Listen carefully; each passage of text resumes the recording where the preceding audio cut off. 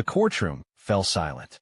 All eyes turned as a young boy slowly raised his hand, his voice trembling but clear. He's lying. The target of his accusation? A uniformed police officer standing just a few feet away. In that single moment, truth and authority collided, and what happened next left everyone utterly speechless. The courtroom was packed, every seat filled, every face turned toward the front, where justice was about to be tested in one of the most talked-about trials the town had seen in years. Reporters sat ready with notepads in hand. Cameras quietly clicked, and a low murmur of anticipation lingered until the judge entered, silencing the room with a single strike of the gavel. At the center of the case was a boy, small in stature, but central to the events that unfolded. He wasn't supposed to play such a defining role. Initially, he had been little more than a background figure, someone who had witnessed a moment in passing. But as details of the trial emerged, his testimony became increasingly critical. He wasn't just another witness. He was the witness who could confirm or deny the story being told. The prosecution had built much of their case around the word of a decorated police officer, a man respected in the community, trusted for years to protect and serve. His presence alone in the courtroom carried weight. His uniform, his composure, the quiet authority in his voice when he spoke. For many in the jury, his testimony seemed like the rock on which truth could safely rest.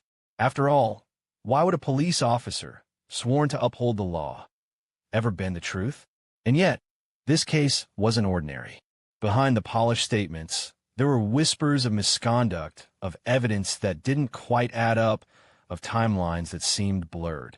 Defense attorneys hinted at a cover-up, while the prosecution dismissed it as nothing more than desperate attempts to confuse the jury.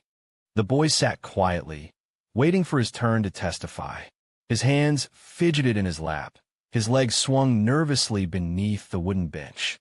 He was too young to fully understand the gravity of the legal system, but he understood one thing clearly. What he had seen didn't match what the officer had said, and holding that truth inside was becoming harder by the second. Around him, adults debated legal technicalities, rules of evidence, and questions of credibility. But the boy's world was much simpler. He had witnessed something that no one else seemed willing to acknowledge, and deep down, he knew he would have to speak. The judge glanced across the courtroom, his expression unreadable but stern. Every detail mattered. The jury leaned forward, eager to catch the nuances of every statement.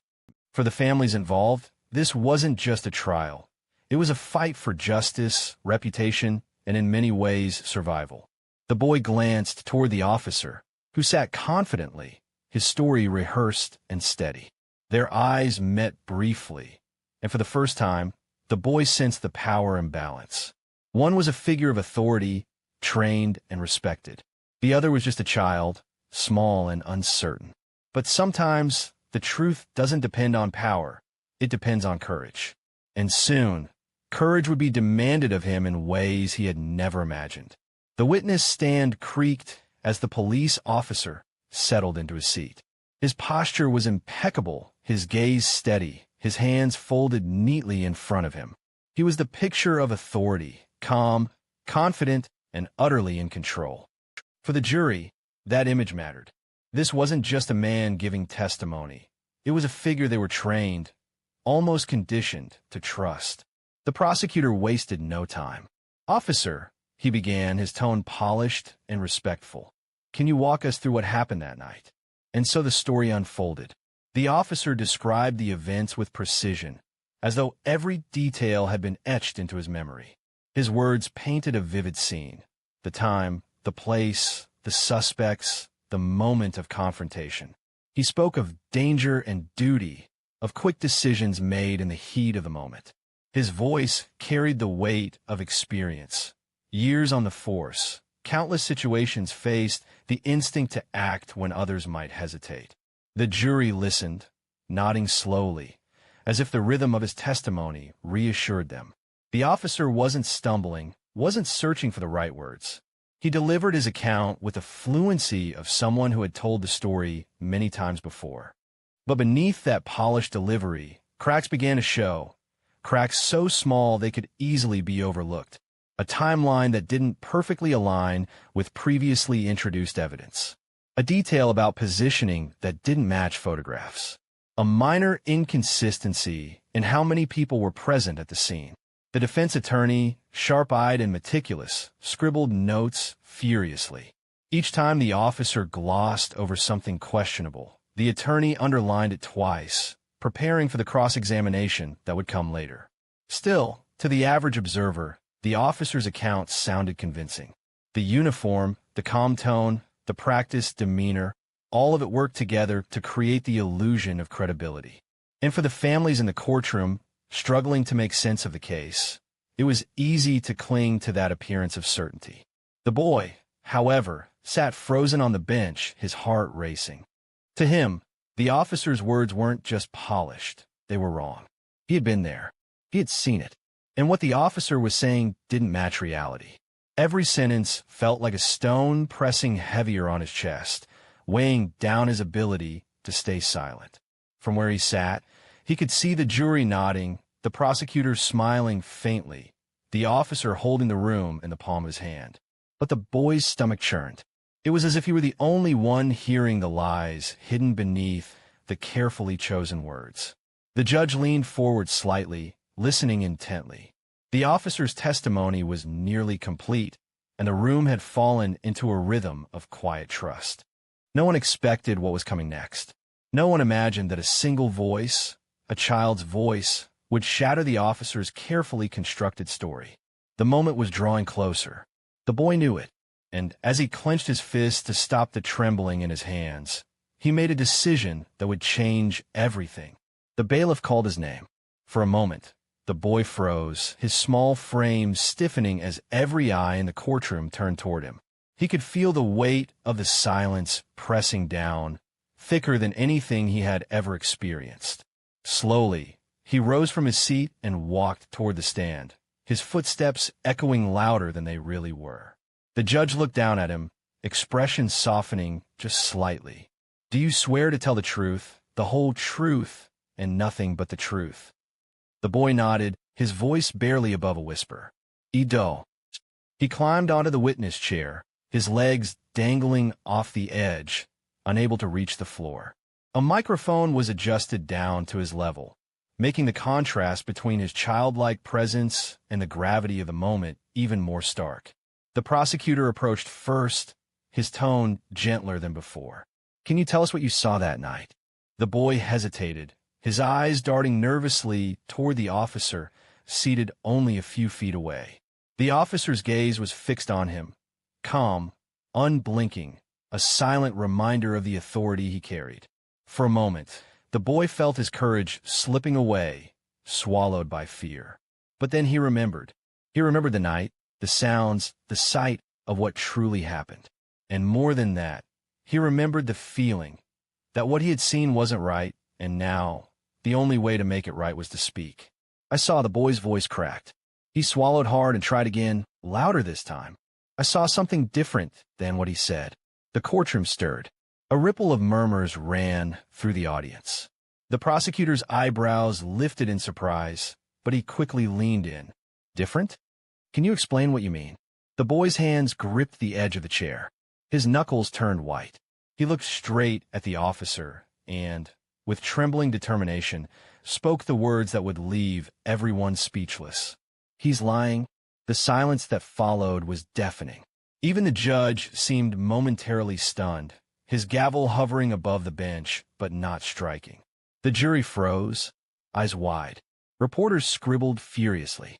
The officer, for the first time, shifted uncomfortably in his seat, his confident mask slipping just slightly. The boy's words had pierced the atmosphere like a thunderclap. Authority had been challenged, not by a lawyer, not by the defense, but by a child who carried nothing but his memory and his courage. The prosecutor stumbled for words. The defense attorney, on the other hand, leaned forward with sudden energy, sensing a crack in the wall that had seemed impenetrable. The spectators whispered in disbelief. The boy sat there, breathing heavily, his heart pounding so loudly he thought everyone could hear it. But he didn't take the words back. He didn't falter. He had spoken his truth. And in that moment, the trial shifted forever. The words hung in the air like a lightning strike. He's lying. For a few endless seconds, no one moved. The courtroom, once so alive with whispers, the scratching of pens, and the hum of tension, fell into a suffocating stillness. It was as though the entire room had been plunged underwater, sound swallowed up, every eye fixed on the boy who had just dared to accuse a police officer of dishonesty. The judge blinked, caught between disbelief and the need to maintain order. His hand hovered near the gavel, but even he seemed hesitant to break the silence. The jury leaned forward, some with brows furrowed, others with mouths slightly open, stunned by the audacity of the statement. The officer's reaction was the most telling. His jaw tightened ever so slightly, a flicker of discomfort passing across his face. He tried to maintain composure, sitting upright, his expression carefully neutral, but the shift was there. For the first time, the mask of complete confidence cracked. The boy sat stiffly in the witness chair, his chest rising and falling quickly. His words had come out louder than he expected, echoing in his own ears. He could feel the power of what he had just done, and yet he also felt the fear creeping in. Had he gone too far? Would anyone believe him? The prosecutor, visibly unsettled, cleared his throat. "Your Honor," he began, but the defense attorney immediately rose, seizing the moment. Permission to question the witness directly, the defense demanded, his voice sharp, energized. He knew this was the crack he'd been waiting for, the kind of moment that could unravel the officer's credibility entirely. The judge held up his hand. "Sit down," he ordered, his tone heavy with authority. "This court will maintain order." He turned to the boy, his expression softening just slightly. "Young man, you've made a serious statement. Do you understand what it means to accuse a sworn officer of lying?" The boy nodded nervously. His voice trembled, but he forced himself to answer. "I understand, but it's the truth." He wasn't telling what really happened. Gasps rippled through the courtroom again, this time quieter, like an undercurrent of disbelief and curiosity. Everyone wanted to know, what exactly did the boy mean? What had he seen? And more importantly, could his testimony hold up against the word of a police officer whose badge and years of service stood like a shield before him? The officer finally spoke, his voice low but steady. "Your Honor, with all due respect, this is a child. Children can be confused. They misremember things. I stand by my testimony." But his words didn't carry the same unshakable weight as before. Not anymore, because now doubt had entered the room. And once doubt takes root, it can spread like wildfire. The defense attorney rose slowly, smoothing the front of his suit with deliberate calm. His eyes gleamed, not with arrogance, but with the sharp awareness that this was the turning point he had been waiting for. He glanced at the boy, then at the jury, and finally fixed his gaze on the officer. "Your Honor," he said with measured confidence, "the witness has made a statement that cannot be ignored. I request permission to revisit the officer's testimony immediately." The judge hesitated, weighing the chaos that might follow. Then, with a sharp nod, he granted it. "Proceed." The attorney approached the officer, his footsteps steady, almost predatory. "Officer," he began, his tone deceptively polite, "you've told us under oath that your account is the truth. But this child," he turned briefly toward the boy, "claims otherwise. Are you suggesting he simply fabricated what he saw?" The officer's jaw clenched. "I'm saying children can be mistaken. They don't always understand what they witness." The defense attorney tilted his head, as though studying the officer under a magnifying glass. "Mistaken, perhaps. But confused about what? About where you were standing? About the sequence of events? Or about whether you were even there when you claim you were?" A murmur rippled through the courtroom. The officer shifted in his seat, his voice less steady than before. "My testimony reflects the facts as I remember them." "As you remember them?" the defense pressed. "Or as you've chosen to present them?" The objection came instantly from the prosecutor. "Your Honor, argumentative." The judge considered, then waved his hand. "Sustained." "Rephrase." The defense attorney didn't miss a beat. He leaned closer, lowering his voice just enough that the jury leaned in instinctively to catch every word. Officer, you testified that the incident occurred at 8:45 p.m. sharp, correct? Yes. And you claimed you were standing near the north entrance? Yes. The defense attorney lifted a photograph, holding it high so the jury could see. But according to this timestamp surveillance image, taken at 8:47, you were at the west entrance, not the north. Care to explain the discrepancy? The courtroom erupted in whispers. The officer's face paled ever so slightly, his polished composure unraveling in real time. He opened his mouth to respond, but the words stumbled. That may have been a misstatement. I was moving between entrances. 2 minutes apart, the attorney countered sharply. So, either your memory is faulty, or you weren't where you claim it all. The jury's expressions shifted, uncertainty where there had once been trust. The defense attorney let the silence drag, then delivered the final blow. Officer, this isn't just a matter of a child's memory versus yours. This is evidence. And right now, the evidence doesn't match your story. The officer sat back, visibly rattled. The badge on his chest still gleamed under the lights, but the authority it once carried had lost its luster. For the first time, the jury wasn't just listening to his words. They were questioning them. And that was exactly what the defense had wanted. The defense attorney's final words lingered in the air. The evidence doesn't match your story. The silence shattered almost instantly. Spectators gasped. Whispers hissed through the gallery like wind through dry leaves, and reporters scribbled furiously. The sound of pens scratching against paper seemed as loud as thunder in the tense chamber. The prosecutor shot up from his seat, his voice sharp with indignation. Objection, Your Honor. The defense is twisting this into speculation. But the judge did not immediately answer. His eyes were fixed on the officer, who sat rigid in the witness chair, his jaw set but his composure undeniably shaken. For the first time since the trial began, the man who had once commanded the courtroom now looked cornered. The jury noticed it too. A few exchanged glances, their expressions troubled. The badge, the uniform, the years of service, those once felt unshakable. Now, all of it seemed fragile under the weight of doubt. The boy, still on the stand, shifted nervously. He hadn't expected his words to cause such a storm. His heart hammered in his chest as he looked from the defense attorney to the officer, then back to the judge. Was he in trouble for what he said, or had he finally done the right thing? The prosecutor, unwilling to let the tide turn, rushed forward. Your Honor, the child is clearly confused.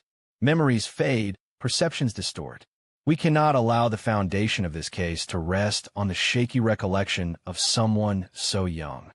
The defense snapped back, his voice sharp as steel. And yet, it is not just the boy's memory. It is the facts. The surveillance photo, the contradictions, the inconsistencies. The officer's credibility is unraveling, not because of child imagination, but because the evidence does not align with his claims.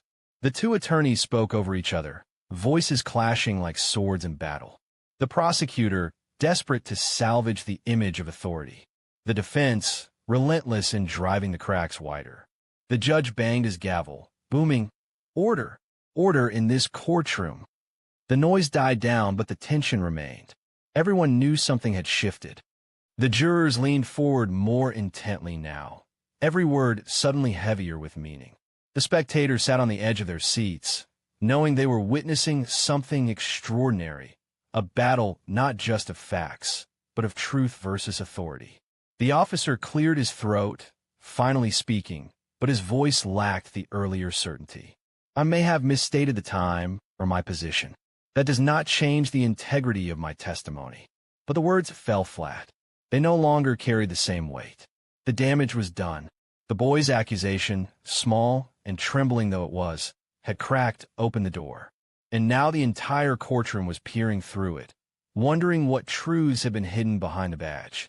What began as a routine testimony had turned into a storm that no one could control. And it was only the beginning. The gavel slammed down again and again, echoing through the chamber like gunfire. Order! the judge barked, his voice cutting through the chaos. Slowly, the noise subsided, though the tension remained electric in the air. The judge's gaze swept across the room, stern and unyielding. This court will not descend into disorder. We will continue.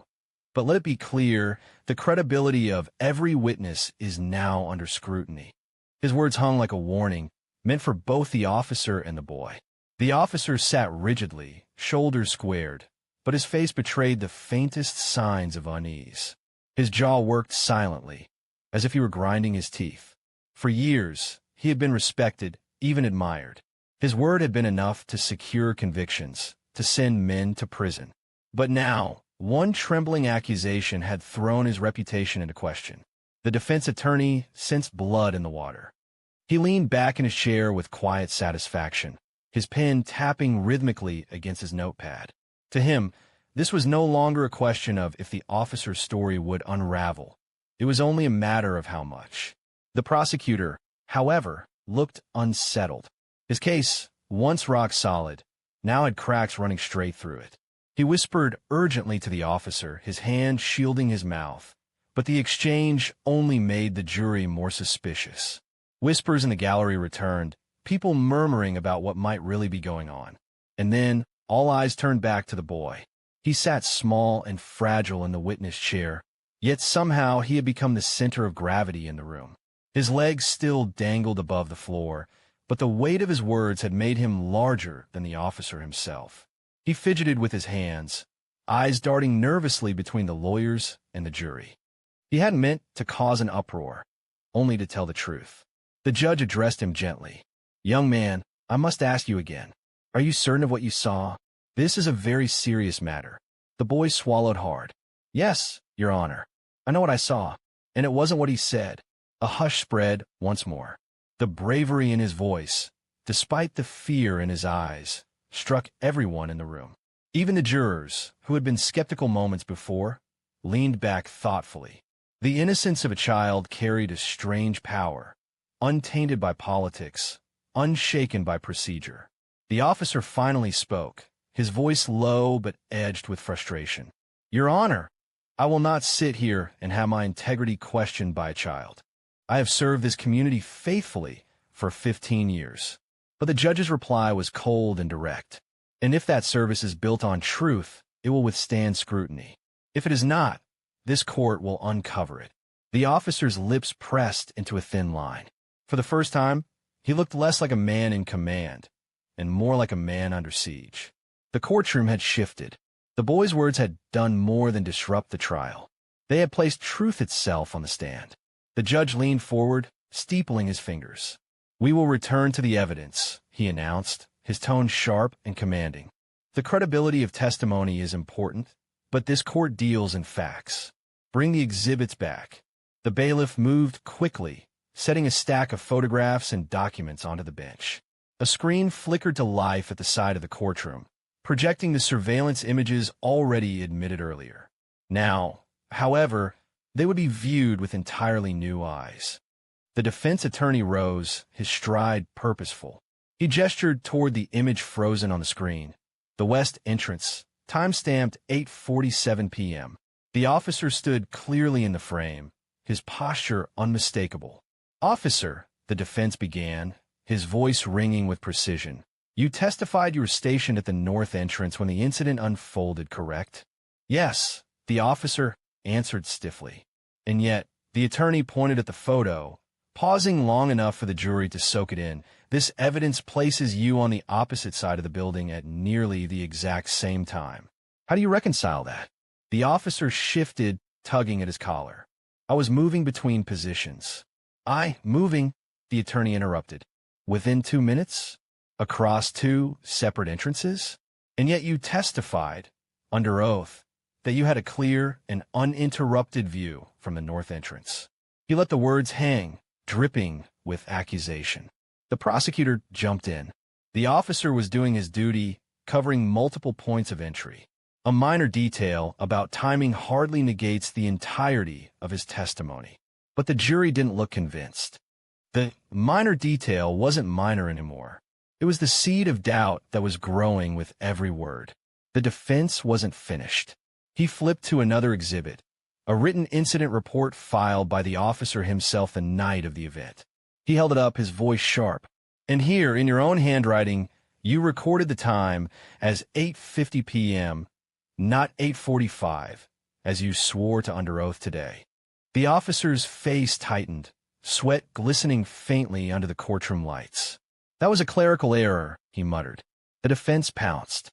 "A clerical error? Or a lie? Because let me remind this court, those 5 minutes make all the difference in aligning with the boy's account of events." Gasps swept through the spectators. The boy's eyes widened as he realized, finally, someone was defending his truth with proof. The judge's gavel struck once, restoring order, but the damage to the officer's credibility was spreading like cracks in glass. Each contradiction was another fracture, another splinter that made his once solid testimony brittle and fragile. For the jury, the question was no longer whether the officer could be mistaken. It was how much of his story was untrue. And in that courtroom, with evidence laid bare and eyes locked on him, the officer could feel it. The ground beneath him was crumbling. The courtroom was hushed once again, but this silence was different. It wasn't shock or disbelief, it was anticipation. Every person in the room knew the trial had reached its breaking point. The evidence had been re-examined, the contradictions laid bare, and the once unshakable testimony of the officer now looked fragile and incomplete. The judge gave a final nod to both attorneys. "You may proceed with closing statements." The prosecutor went first, his tone firm but less confident than before. He tried to salvage what remained of the officer's credibility, leaning on years of service, medals, and the presumption that authority should be trusted. "Ladies and gentlemen of the jury," he implored, "mistakes in memory are human. Do not confuse minor discrepancies with dishonesty. This case must rest on the totality of facts, not the uncertain words of a child." But the words rang hollow. The jurors' faces revealed little, but the weight in the room told a different story. Then the defense attorney rose. His voice was calm, deliberate, every sentence landing like a hammer. This case was meant to rest on authority, on the word of one man in uniform. But when tested, that word crumbled.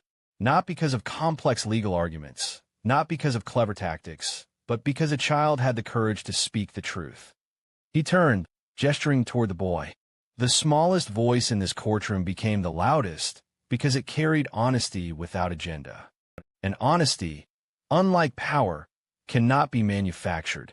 The boy lowered his eyes, cheeks flushed, but inside he felt a strange strength. He had been afraid, terrified, even, but now he realized his words had mattered. The judge instructed the jury, and after hours of tense deliberation, the verdict was finally delivered. The officer's testimony was ruled unreliable. Without it, the foundation of the prosecution's case collapsed. The defense's client was acquitted. Gasps and murmurs filled the room.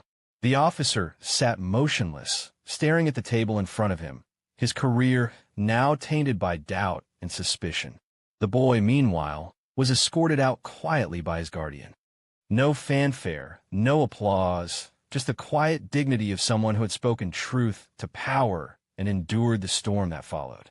But the impact rippled far beyond the walls of that courtroom. In the days and weeks that followed, the story spread.